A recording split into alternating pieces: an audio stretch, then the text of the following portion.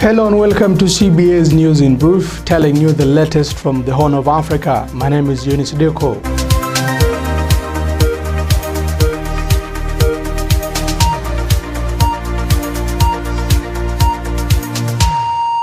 Somiland police have arrested police officers caught in camera brutalizing a woman in the border town of Wajale. The spokesman of Somaliland's police post, Faisal Hais, announced the detention of the offending officers in a press conference today. Faisal Hais said the police officers are in detention and will face trial at an appropriate court. The video of police officers beating up the woman was recorded last Wednesday when the police violently dispersed the protesters in Wajale town, 90 kilometers west of the capital Hargeisa. It rapidly spread on social media, creating an outrage against police brutality.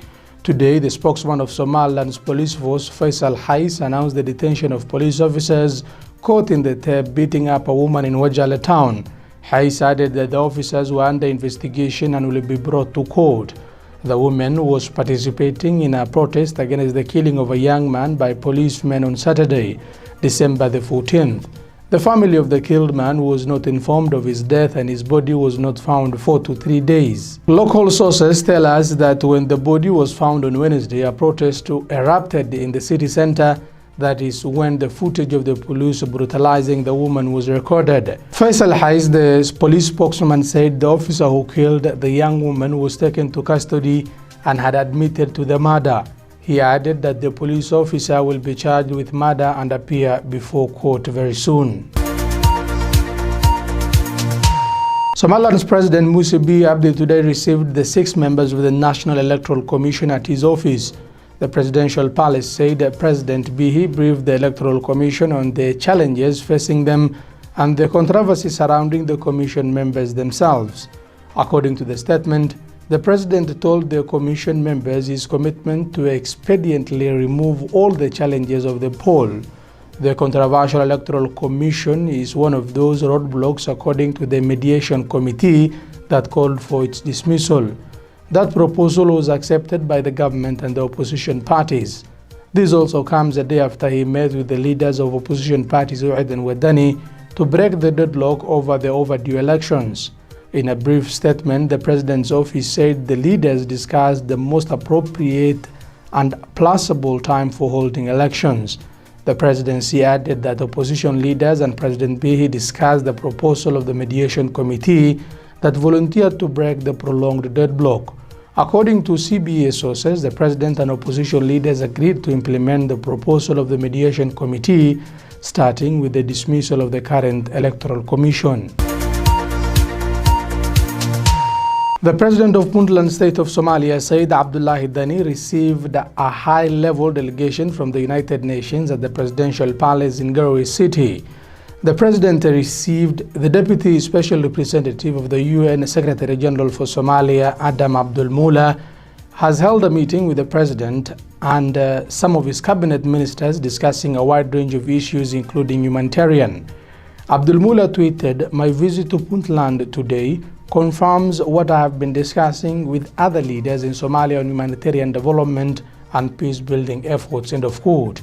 The Deputy UN Envoy has applauded Puntland State for making significant development in the fields of infrastructure, governance and security that became a good exemplary progress to the rest of Somalia.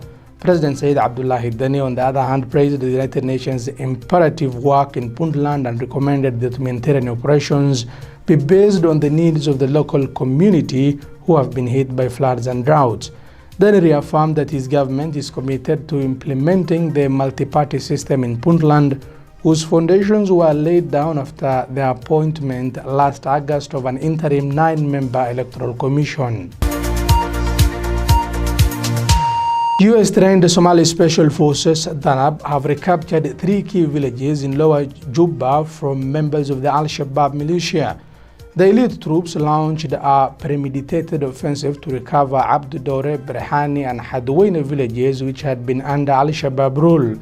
Army officials taking part in the operation say all the 3 areas have been fully liberated.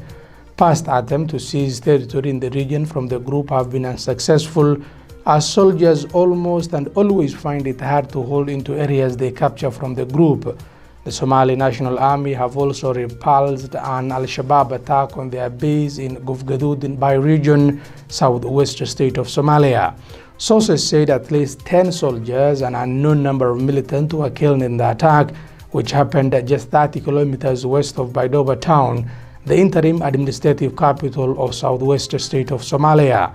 The capture of fresh areas added to the several others regained in the recent past by the combined Somali Army and the AU forces, who have gradually reduced the militant group's hold of the regions in southern Somalia. Somaliland has stopped the medical import from Mogadishu as a measure to contribute significantly to the citizens' access to both quality foods and other products. The chairman of the Quality Control Agency of Somaliland, Musa Hassan Yusuf, who appeared before the Permanent Committee of House of Elders, said the decision was in line with the 5-year strategic plan for the Quality Control Commission that early this year was launched by the President of Somaliland, Musa Bihi Abdi. Somaliland has stopped imports of medicine from Mogadishu after the agency tasked with the quality control of food and product found out that the imported medical substances from Mogadishu is not fit for human consumption. The chairman of the Quality Control Agency, Musa Hassan Yusuf, revealed when he appeared before the House of Elders that the Quality Control Agency, which is stationed in border points including airports, ports and border areas, has monitored the movement of imported goods from Mogadishu and that they have found out that they were not in par with the requirement of the agency. The chair has thanked the traders that deal with medical supplies for collaborating with the agency. He said that the business traders concerning medicine have promised to bring medical supplies that are of high quality and are intended to cure the illnesses. Somaliland has been working on ensuring the quality of imported goods from across the world. The Central Bank of Somalia has ordered closure of bank accounts held by forex trading companies in all commercial banks countrywide. This comes in a circular letter issued on October 28 and seen by the media on Wednesday, December 24th. Following a meeting of the Board of Directors, the bank instructed commercial banks to close bank accounts belonging to forex traders with immediate effect. The order, which was signed by the Deputy Central Bank Governor Mariam Abdullahi Yusuf, also directs commercial banks to submit names of the account holders and all money balances held in these accounts.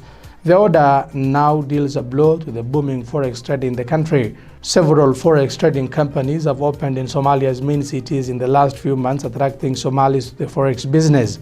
The common form of forex trading in the country has been through brokerage, where individuals pay a certain amount of money to forex companies and receive a percentage based on the profit in a monthly basis. That is all we have for you on this particular news brief. My name is Yunis Dekow. Enjoy the rest of your viewing.